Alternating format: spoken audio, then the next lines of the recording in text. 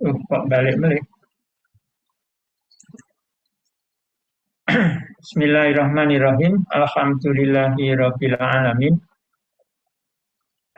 Allahumma shalli ala Muhammad wa ala ali Muhammad. Saudara-saudara sekalian, apakah suara maupun screen share-nya sudah cukup jelas? Sudah, Dok. Sudah ya.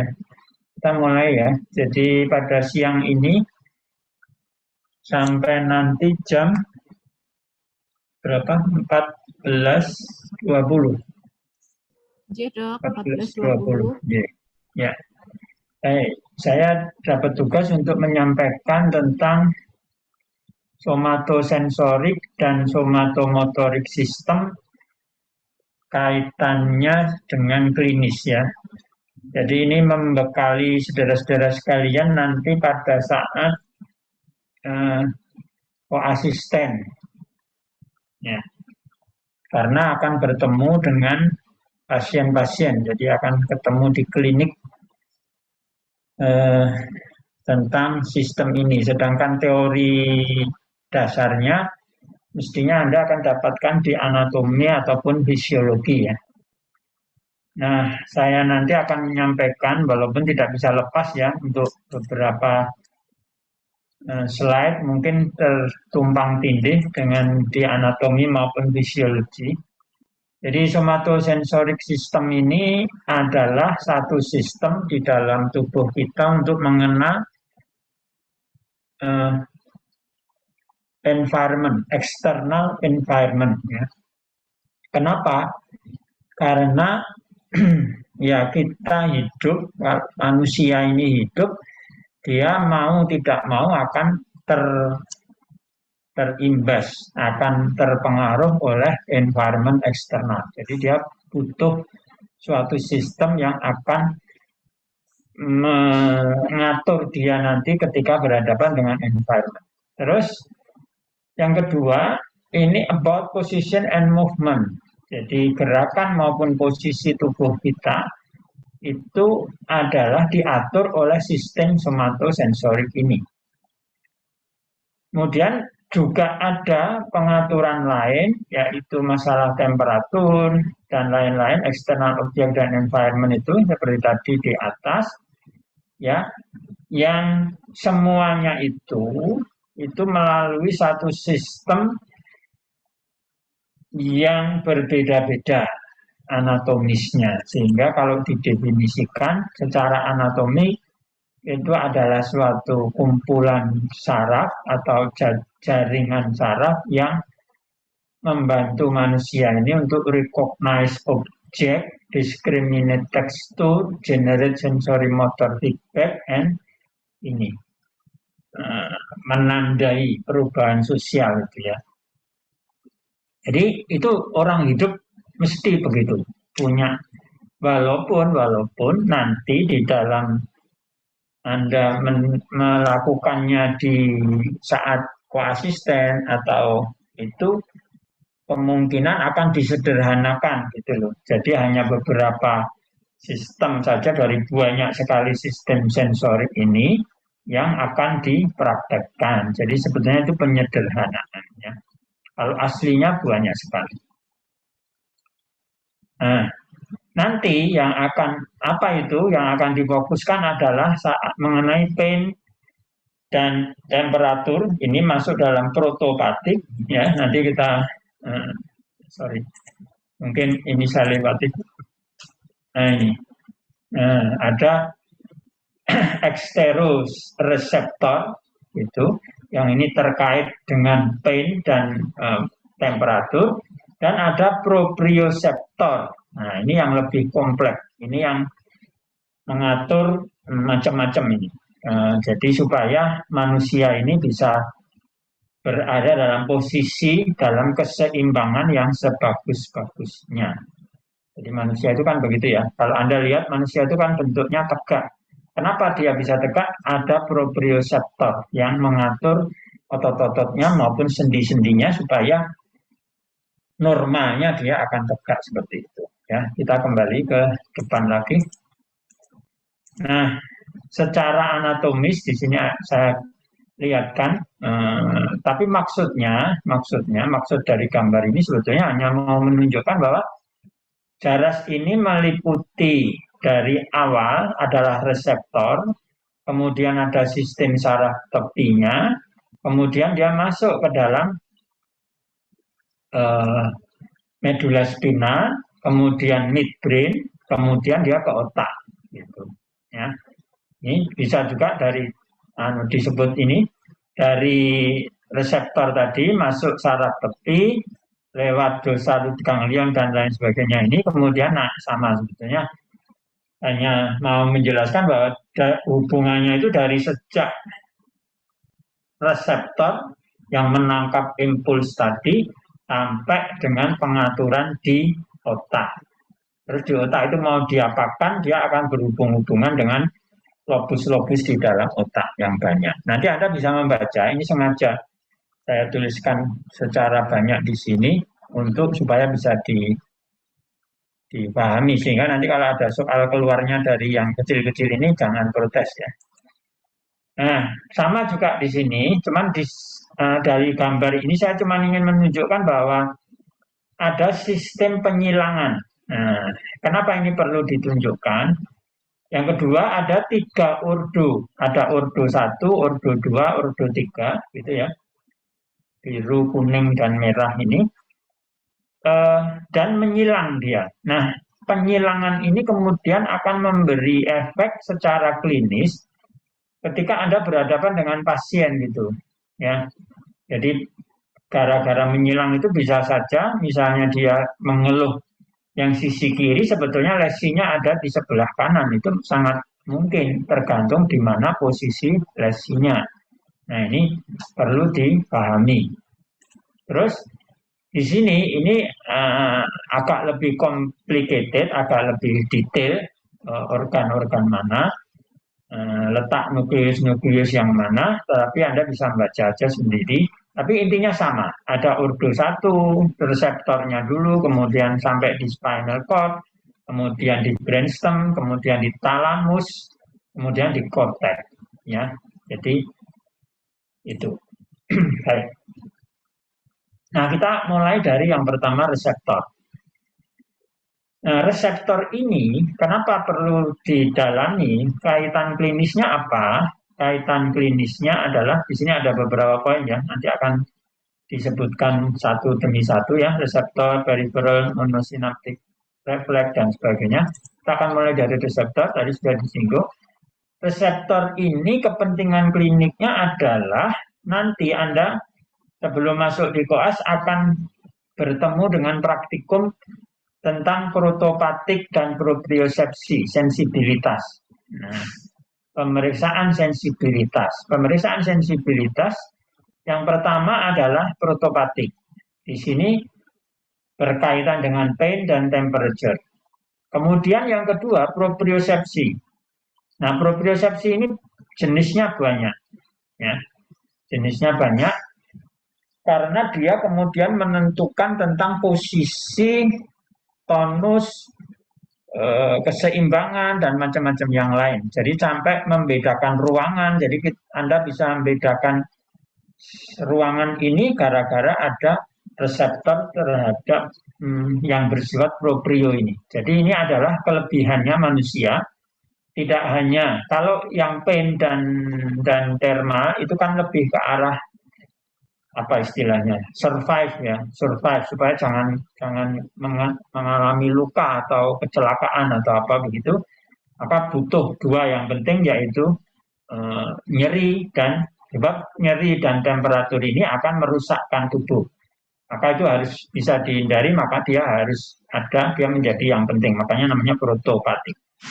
Nah, propriosepsi itu adalah pelengkap supaya sempurna manusia ini di dalam berdirinya, di dalam duduknya, dalam waktu memegang, bagaimana waktu berjalan dan sebagainya dan sebagainya. Ya, semua gerakannya itu menjadi tidak seperti robot.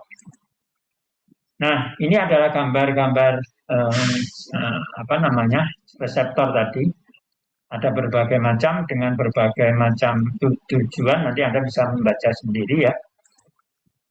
Nah, klasifikasinya tadi sudah disinggung di depan, ada superficial sensation, ada deep sensation, ada visceral, jadi ketika sensasinya bukan berasal dari luar, tapi dari tubuh kita sendiri, biasanya misalnya ini di urusan usus gitu ya, rasa lapar seperti sekarang ini gitu, haus begitu, itu ada reseptornya sendiri, ada jalurnya sendiri juga begitu ya, jalur anatomisnya. Kemudian spesial senses ini terkait dengan panca indera. Jadi penciuman, penglihatan, mendengar, taste, merasakan, jadi lidah dan equilibrium ya. Jadi spesial senses ini biasanya terkait dengan cranial nerves. Kemudian ada nociceptive sensation yang ini adalah pain ya. Nah, nociceptive sensation itu kenapa jadi penting di sini? Saudara ketahui sekarang secara klinis nyeri itu sudah menjadi apa namanya, tanda vital. Jadi tanda vital dulu, tanda vital itu kan hanya nadi, respirasi, suhu begitu ya. Nah, sekarang itu ditambah pain, jadi nyeri itu sebagai salah satu tanda vitalnya manusia. Oke, ini contoh saja bagaimana reseptor itu bekerja ya. Ternyata secara ini ada sarafnya, ada reseptornya, kemudian impuls dari reseptor misalnya ditekan begitu, maka dia akan menyebabkan natrium influx di sini sehingga bisa melancarkan satu stimulus, signal stimulus ya, yang nanti kalau mencukupi akan terjadi depolarisasi ya. Biasa, jadi aliran arusnya yang kemudian menyebabkan saraf itu berfungsi. Saraf itu fungsinya kan menyampaikan impuls ya. Maka inilah prosesnya. Anda bisa membayangkan ya, serumit ini terjadi secara berkali-kali per detik begitu. Subhanallah ya. Ini satu mukjizat ya, atau satu kejadian yang luar biasa. Baik. Nah, berikutnya adalah yang terkait dengan klinis adalah soal refleks. Nah, nanti juga ini akan menjadi praktikum saudara-saudara sekalian dan akan dipraktekkan terhadap pasien. Yang kaitannya apa di dalam klinis adalah bahwa refleks ini terkait dengan bisa menentukan topik lesi karena terkait dengan radix yang bersangkutan. Jadi di sini digambarkan ini radix sensorisnya, ada radix motorisnya. Jadi ada sensor, jadi kita memukul tendon di sini, maka di tendonnya itu ada reseptor, reseptornya mengirimkan impuls, kemudian keluar dibawa oleh efektor ototnya itu, sehingga terjadi gerakan. Ya. Jadi waktu Anda melakukan perasat ini, melakukan pemeriksaan refleks ini sebetulnya ingin mengetahui di mana sih lokasi dari penyakit atau kelainan itu, gitu ya.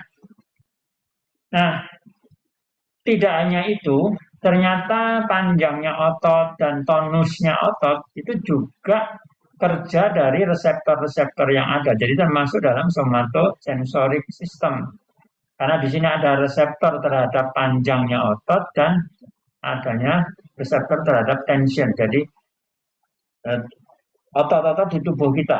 Kalau Anda perhatikan, maka otot kita itu mempunyai tonus. Itulah yang menjaga posisi kita walaupun sedang duduk. Itu posisinya bagus gitu. Berbeda dengan binatang-binatang atau yang lain ya. Manusia punya sesuatu yang lain. Itu adalah kerja sistem sensori. Nah, bagaimana bekerjanya nanti Anda bisa baca di sini ya. Nah, ini juga refleks dari pengatur tadi panjangnya. Jadi dari ini muscle spindle ini siapa yang membawa, kemudian dia dipindahkan, dia masuk ke dalam medula spina, terus berpindah neuron, begitu masuk di efektornya, ketemu di sini mioneural junction, siapa pembawanya dan lain sebagainya. Nanti Anda bisa membaca sendiri, melihat sendiri, mempelajari yang terkait dengan itu. Oke, tapi intinya bahwa sistem sensorik di sini dipakai untuk mengetahui berbagai jenis penyakit yang terkait apakah sarafnya atau ototnya atau posisinya secara klinis bagaimana. Kemudian yang berikutnya, yang penting di dalam sistem sensorik ini adalah adanya redistribution dari afferent dan efferent yang membentuk plexus. Ya. Jadi ada istilah di dalam klinis nanti yang namanya dermatom. Dermatom itu sebetulnya perwakilan dari saraf yang berada di posisi di sini, di medula spinal. Jadi dengan mengetahui dermatom, maka nanti Anda akan melakukan pemeriksaan sensibilitas sesuai dengan dermatom. Nah, maka pengertian dermatom ini kalau dikuasai kita bisa menentukan sebetulnya letak lesinya itu di mana gitu. Ya, di daerah pusatnya sana, di medula spinalnya di mana. Ketika kita bisa mempelajari bahwa ternyata pasiennya itu memiliki gangguan sensibilitas yang sifatnya dermatoma. Begitu. Kemudian yang ini yang miotom. Kalau yang ini motorik ya, motorik tapi kaitannya dengan apa namanya? Ini. Jadi radicular dan peripheral innervation of muscle. Ini juga mengandung apa namanya? Walaupun ini agak berbeda ya. Yang biasanya kita pakai adalah yang dermatom seperti gambar ini ya. Dermatom ini, jadi misalnya Anda mendapati ada seseorang pasien nanti dia mengalami gangguan sensibilitas, misalnya hipoestesi, kok di daerah ini ketiak yang memanjang ini, oh berarti kemungkinan lesinya adalah di torakal 1, misalnya begitu. Ya, dan seterusnya di sini sudah dibikin topografinya. Dan dia mempunyai highly valuable. Makanya kalau kita bisa melakukan pemeriksaan sensibilitas yang baik, maka dari pemeriksaan fisik itu saja sudah dapat memperkirakan di mana letak lesi di pusatnya sana. Baik, sampai di sini mungkin sebelum saya kebablasan, ada pertanyaan? Silahkan, supaya tidak terlalu sulit nanti kalau terlalu panjang. Ada? Jadi tentang sistem somatosensorik ya, apa peranannya secara klinis tadi sudah saya singgung, ya campur dengan anatomi dan fisiologinya, tetapi bagaimana manfaat klinisnya dan Anda akan mendapatkannya nanti. Ya. Baik, kalau belum ada kita lanjutkan. Bisa juga lewat chat ya, kalau misalnya tidak nyaman untuk ngomong langsung. Cuman bilang ya, ada yang memberitahu saya. Kemudian ini ada judul gitu ya, judul peripheral nerve disorder. Kaitannya adalah bahwa penyakit yang terkait dengan saraf tepi itu mempunyai sistem sensoris berupa ini, bisa dysestesi, jadi Anda sudah dikenalkan istilah sensibilitas dysestesi, ada pain, ada numbness, itu ya. Ada istilah stocking and groove pattern, itu. Ini semua adalah nama-nama yang terkait dengan sistem sensoris kita. Jadi dan nanti akan ketemu sistem sensoris terganggu secara stocking and groove, ada lagi yang dermatoma atau yang mengikuti segmental, begitu itu tergantung penyakitnya ya. Kemudian ini bagaimana dengan kondisi kalau sentralnya bagaimana? Sentral komponen dari somatosensory system. Nah, di sini saya gambarkan saja secara gambar begini ini, gambar anatomis. Anda melihat di sini bahwa ada bagian yang propriosepsi, ada posisi, ada pressure, ada pain, ya. Anda melihat bahwa mereka mempunyai letak-letak jalur-jalur yang berbeda, baik penyilangannya maupun jalur lurusnya, yang kemudian ini nanti akan memberikan manifestasi klinis yang berbeda tergantung dari lokasi yang terkena di sentral komponen ini. Sentral komponen itu maksudnya adalah medula spina, medula oblongata, brainstem, thalamus, sampai dengan korteks gitu ya. Atau bahkan ini sampai di cerebellum sebagai akibatnya saja ya. Jadi begitu. Jadi Anda melihat dari pemeriksaan fisik sensibilitas tapi bisa memperkirakan kemungkinan letak lesi yang sifatnya sentral. Itu juga dimungkinkan. Karena dengan catatan bahwa kita memahami bagaimana jaras jaras sensoris itu berjalan. Sehingga kalau dibagi-bagi, maka letak lesi itu bisa bermacam-macam. Apakah di korteks, ataukah di talamus, atau setelah talamus, atau di brainstem, atau di medula spinal. Ini sudah saya sampaikan di sini secara ringkas. Kemudian bagaimana bentuk-bentuknya. Nah, saudara sekalian tinggal mempelajari saja, kemungkinan nanti soalnya ujian berasal dari sini. Silahkan bagaimana ciri khas ketika lesinya itu ada di korteks, ada di subkortikal ya. Nanti Anda bisa baca di sini karena kalau dijelaskan satu-satu ya habis nanti waktunya. Baik. Terus ini tadi ya, jadi di korteks, di bawah talamus atau setinggi talamus, terus pada level ini trigemina, pada posterior kolum dan seterusnya. Di sini sudah ada keterangannya, tinggal Anda sekalian nanti baca. Ini sama juga ya, jadi ini untuk gambar untuk mendukung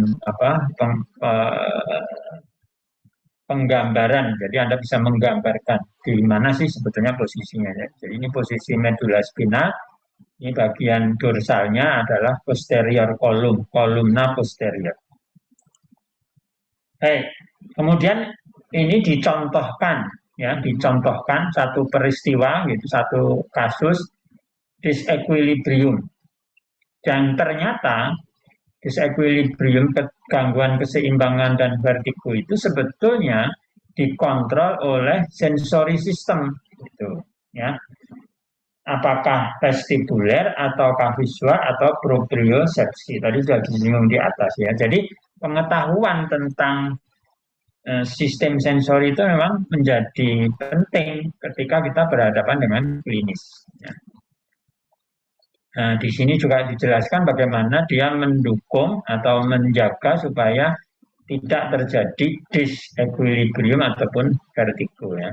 Bagaimana mengaturnya, siapa saja yang terlibat dan seterusnya, ini sudah ada dalam bacaan ini. Silahkan nanti diperhatikan. Tapi yang penting bahwa di sini ada beberapa sistem sensorik yang terlibat. Sampai di sini mungkin sudah ada pertanyaan tentang somatosensorik. Ini sudah 13.53. Artinya, saya mencampurkan antara sesi, kalau tulisannya kan ada sesi tanya jawab di belakang. Cuman saya pikir kalau di belakang takutnya nanti terlalu, nanti lupa Anda. Ada pertanyaan? Sampai di sini? Tidak ada? Baik, saya lanjutkan kalau tidak ada. Somatomotorik system.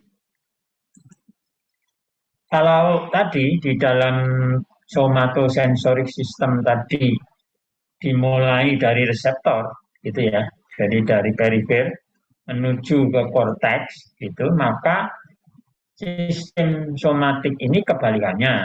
Dia berasal dari korteks, jarasnya, kemudian menuju keluar. Dan di sini Anda lihat di sini pun terjadi penyilangan. Nah, ini yang kemudian nanti akan memberi, dan penyilangannya itu berbeda dengan penyilangan pada sistem somatomotorik, somatosensorik. Sehingga nanti ada sindroma tertentu yang terkait. Jadi kalau misalnya ada lesi di level brainstem ini, midbrain misalnya begitu, bagaimana sistem somatomotoriknya terkena, bagaimana somatosensoriknya terkena, itu akan berbeda-beda, ya, akan ada perbedaan. Nah, itulah yang biasanya keluar di ujian, ya. Nah, jadi Anda harus mempelajari atau memahami bagaimana topografi dari sistem itu. Baik. Kemudian di sini dikatakan bahwa sistem ini itu ada motor neuronnya. Ya. Ada motor neuron. Motor neuron itu menjadi tempat pergantian. Ya. Jadi sistem intinya di dalam sistem motorik ini dari korteks sampai ke otot di sini, ya, otot di periferi ini, dia mengalami perpindahan jalur. Nah, perpindahan jalurnya itu berada di motor neuron. Apakah motor neuronnya nervi cranialis yang berada di sini, di brainstem sini, ataukah motor neuronnya ekstremitas yang berada di ini, decussatio pyramidum, ya. Decussatio of pyramid ini, di piramid, ya. Jadi ini yang kemudian membedakan manifestasi, sehingga di sistem somatomotorik itu Anda akan mendapati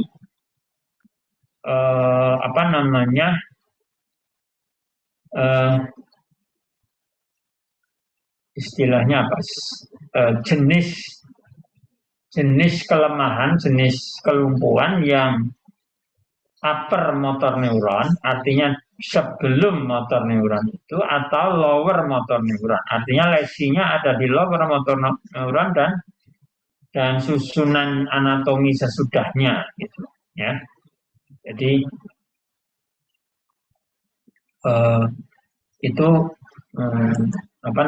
yang terjadi pada motor neuron itu. Nah, di sini upper motor neuron lesion itu dikarakterisasi, dicirikan sebagai kelemahan tetapi bersifat spastik, ditandai dengan hiperrefleksi. Kenapa bisa ada hiperrefleksi? Nanti Anda bisa lihat di tadi, ya, gambar tentang refleks tadi. Kemudian primitif refleks atau Babinski sign. Babinski sign ini kalau istilahnya nanti saudara waktu asisten namanya refleks patologis, gitu, ya.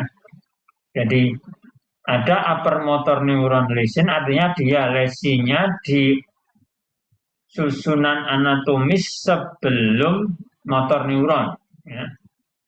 Itu kalau kita balik gambarnya. Nah, ini. Jadi sebelum motor neuronnya kan ada di sini. Nah, di medula spinal ini atau di medula oblongata atau brainstem ini, tergantung lokasi dari sarafnya itu, ya. Jadi kalau lesinya itu sebelum motor neuron, maka dia akan mempunyai ciri-ciri yang tertentu. Yaitu ini tadi. Ada spastisitas, hiperrefleksi, primitif refleks, begitu. Sedangkan atau pronator drift juga bisa.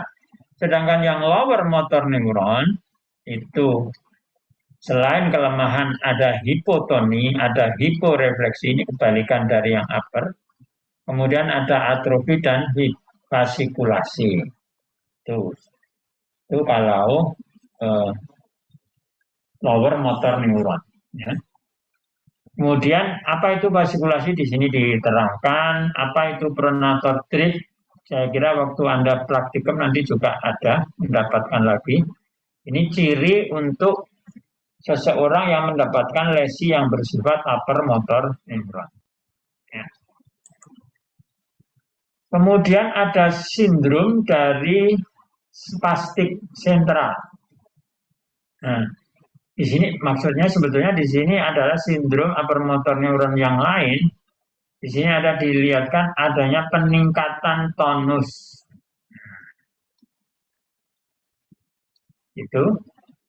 Terus di sini ada sebelumnya ini adalah diminished muscular strength atau impaired fine motor control. Jadi kontrol motor yang halus itu juga terganggu pada spastic paralysis.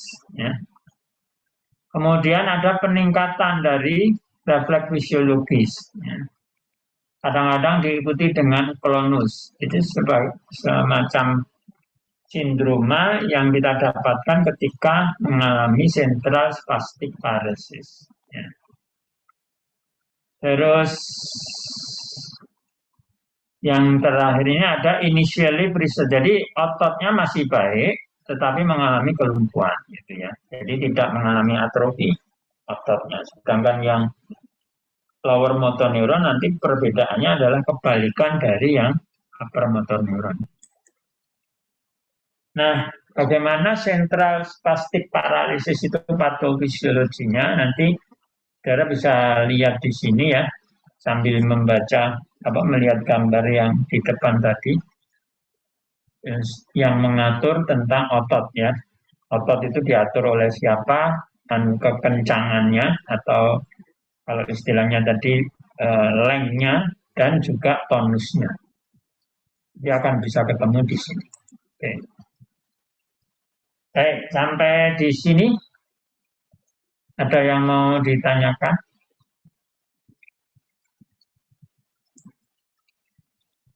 Cukup jelas ya suara saya ya? Cukup dokter. Cukup ya? Tidak putus-putus kan? Baik, gambarnya juga bisa dilihat. Tadi saya muter-muter kursor ini juga bisa kelihatan ya? Bisa dokter. Ya, baik. Baik, tidak ada yang tanya. Lewat chat ada nggak? Tidak ada ya? Kita lanjutkan ya. 14.02. Sekarang tadi sama dengan yang di depan tadi. Kemungkinan lesi. Jadi makanya nanti saudara sekalian di klinik ketika jadi koasisten itu ya yang terkait begini nih, mencari di mana lokasi namanya diagnostik topik gitu. Jadi di dalam saraf itu ada 3 diagnostik klinik, diagnostik topik, dan diagnostik kausal. Maka ini adalah bagian penting untuk mencari diagnosis topik ya. Jadi kalau Anda stase di neuro adalah melihat klinisnya pasien, kemudian menentukan kira-kira di mana letaknya. Jadi bukan dengan imaging, bukan.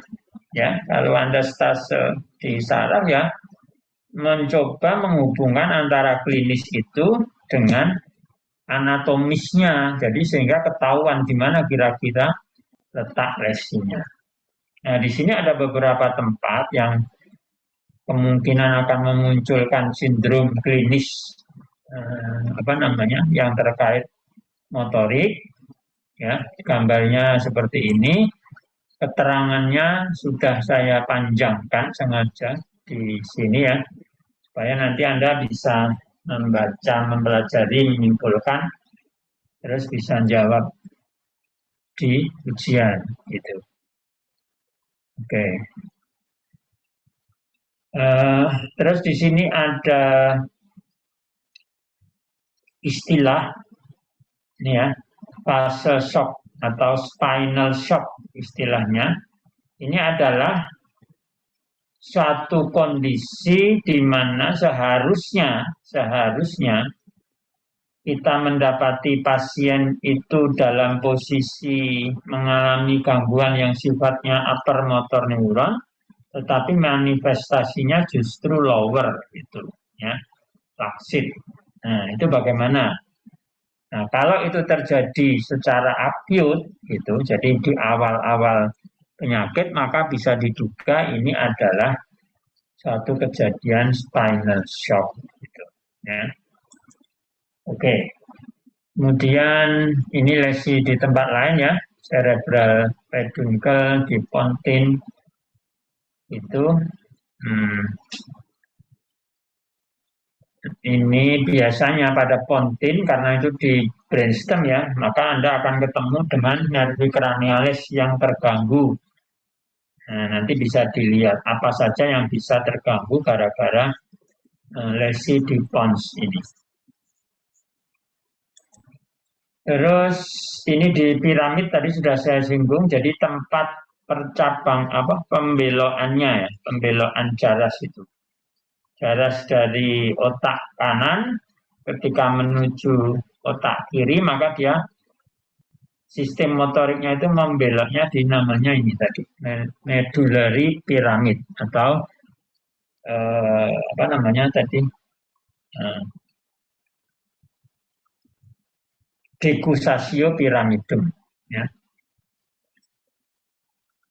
Oke. Nah, di spinal cord gitu ya, di medula spinal itu pun juga bisa terjadi berbagai jenis kelemahan gitu ya, motorik yang berbeda-beda tergantung level mana gitu dari medula spinal yang terkena gitu ya. Jadi kalau misalnya Anda terkenanya, kalau ada pasien terkena di daerah servikal, ya maka daerah di bawah servikal yang kena itu akan mengalami kelemahan ataupun kelumpuhan begitu. Terus sifatnya apa? Nanti bisa dipelajari.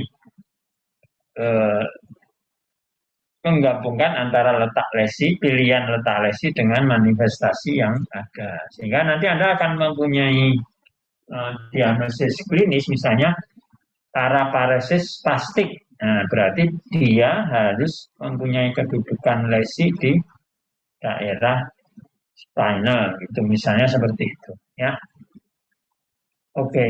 Kemudian ini juga masih sama. Nah, bagaimana dengan cranial nerve palsy gitu ya. Di sini dicontohkan ketika adanya problem gangguan gerak bola mata, jadi bola matanya tidak bisa bergerak, itu apa namanya, bisa dijadikan alat, bisa dijadikan hasil pemeriksaan yang mencerminkan adanya kerusakan pada motor korteks, ya. Baik frontal ataupun occipital ataupun rostral medula, itu tergantung ya, nanti yang kita temui apa. Nah, di sini dijelaskan adanya berbagai macam kemungkinan apa namanya, palsi tadi, kelumpuhan tadi, yang kemudian Anda bisa menghubungkan, contohnya misalnya yang pertama ini, kalau ada tendensi dari matanya itu berbelok ke arah bawah, gitu, jadi apa, condongnya ke bawah, maka Anda bisa merefleksikan kemungkinan ada kerusakan di diencephalon atau midbrain. Jadi misalnya begitu ada kejadian, ya. Jadi ya, sudah ada gejala klinisnya, kemudian kita buktikan apakah ini berasal dari sentral atau berasal dari perifer. Kemudian ini nanti di akhir ini ya disebutkan tentang sindrom dari flaccid paralysis, artinya kelumpuhan yang diakibatkan oleh kelainan di lower motor neuron. Kalau yang sebelumnya itu upper motor neuron, ini yang lower motor neuron. Tandanya berlawanan dengan yang upper tadi. Selain kelumpuhan ada hipotonia atau atonia. Tapi apa namanya, pada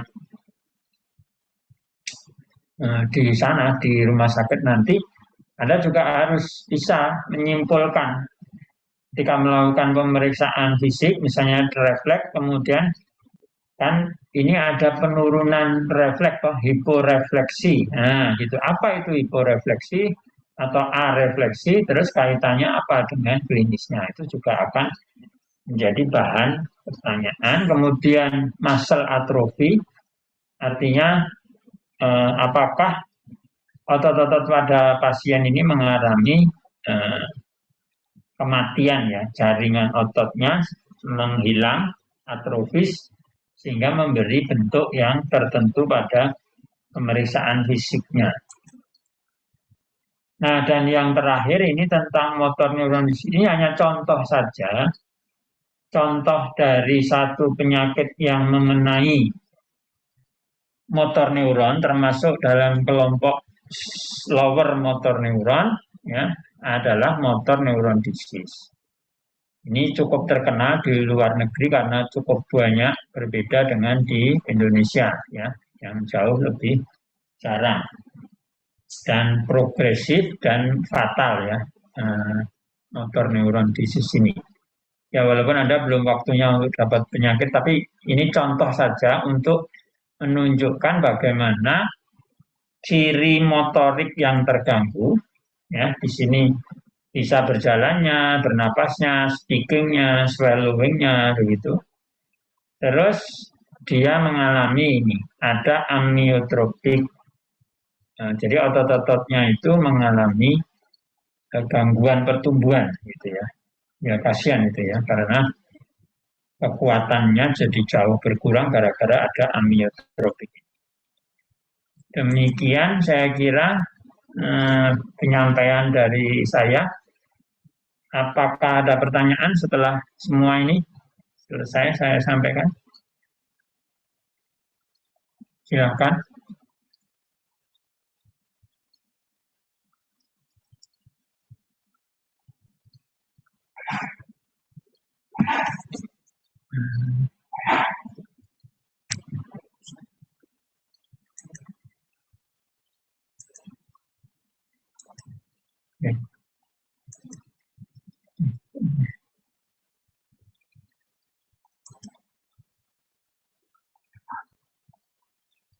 Ada pertanyaan dari saudara-saudara sekalian? Gimana ini saya kok nggak bisa?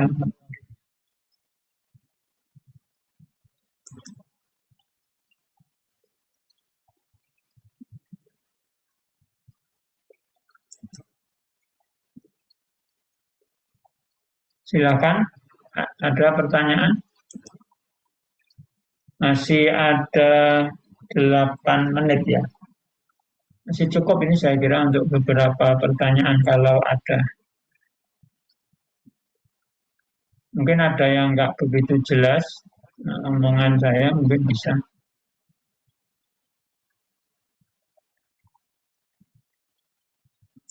Ada chatnya, enggak ada.